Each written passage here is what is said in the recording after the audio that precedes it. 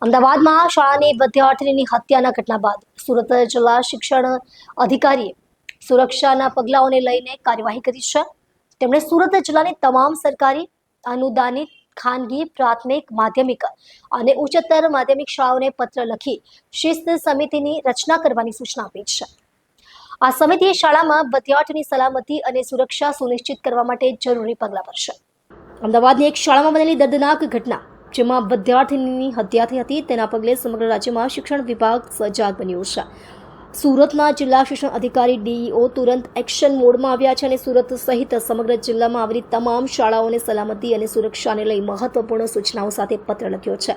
આ પત્રમાં ડીઈઓએ સરકારી ગ્રાન્ટેડ અને ખાનગી શાળાઓ જેમાં પ્રાથમિકથી લઈ ઉચ્ચતર માધ્યમિક સ્તરની શાળાઓનો સમાવેશ થાય છે તમામને પોતાના કેમ્પસમાં શાળા શિસ્ત સમિતિ રચવાની ફરજિયાત સૂચના આપી છે, જેમાં વિદ્યાર્થીઓની સલામતીને પ્રાથમિકતા આપવી, શાળા પરિસરમાં કોઈ પણ જાતની અસામાન્ય પ્રવૃત્તિ સામે તુરંત પગલાં લેવા, સીસીટીવી જેવી તકનીકી વ્યવસ્થાઓને વધુ કાર્યક્ષમ બનાવવી, સ્ટાફ અને સહાય કર્મચારીઓનું નિયમિત વેરિફિકેશન કરાવવું, વિદ્યાર્થીઓને તેમના પેરેન્ટ્સ સાથે નિયમિત સંવાદ જાળવી સુરક્ષા બાબતે જાગૃત રહેવું।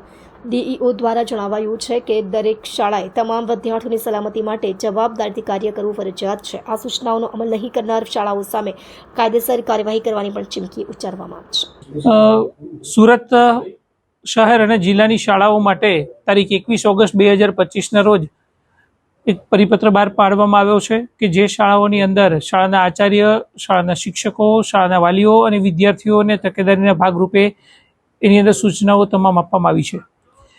વિદ્યાર્થીઓની સુરક્ષાને ધ્યાનમાં રાખી સ્કૂલ સેફ્ટી પોલિસી 2016ને ધ્યાનમાં રાખી આ પત્ર બહાર કરવામાં આવ્યો છે। તમામ શાળાઓને તાકીદ કરી છે કે આકસ્મિક રીતે શાળાઓની અંદર તમામ વિદ્યાર્થીઓની સ્કૂલ બેગ ચેક કરવી, જેથી કરીને ખ્યાલ આવી શકે કે કોઈ વિદ્યાર્થીની સ્કૂલ બેગની કોઈ અનિચ્છનીય વસ્તુઓ નથી કે કોઈ બાબત નથી, તે બાબતની તકેદારી રાખવા માટે પણ જણાવ્યું છે। અને આ ઉપરાંત જ્યારે વાલી મિટિંગ થતી હોય ત્યારે વાલીઓને પણ આ બાબતે જાણ કરવામાં આવે કે વિદ્યાર્થીઓ જ્યારે શાળાએ આવે છે ત્યારે શાળાઓની અંદર આવતા પહેલાં સ્કૂલ બેગની પણ ચકાસણી કરવી। જો વિદ્યાર્થીની સ્કૂલ બેગની અંદરથી કોઈ પણ પ્રકારની આવી વસ્તુઓ જાણવા મળશે તો વાલી અને વિદ્યાર્થીઓને સાયકોલોજીસ્ટ પાસે એ બાબતે કાઉન્સેલિંગ કરવામાં આવશે। અને આ ઉપરાંત જો બાળકમાં સુધારો નહીં દેખાય તો શાળાની અંદરથી વિદ્યાર્થીઓને શાળાનું એલસી આપવા દેવા સુધીની કડકમાં કડક કાર્યવાહી કરવા માટેની પણ સૂચનાઓ આપવામાં આવશે। જો કોઈ શાળાની અંદરથી વિદ્યાર્થીઓ પાસેથી અનિચ્છનીય સાધનો અથવા તો અનિચ્છનીય વસ્તુઓ જો મળશે તે બાબતે જરૂર પડશે તો પોલીસ કમિશનર કચેરીનો સંપર્ક કરી, પોલીસ વિભાગનો સંપર્ક કરીને પણ વિદ્યાર્થીઓને આ બાબતે અવેર કરવામાં આવશે। એ વસ્તુઓ ક્યાંથી મેળવી છે એ બાબતે પણ કડકમાં કડક કાર્યવાહી કરવામાં આવશે।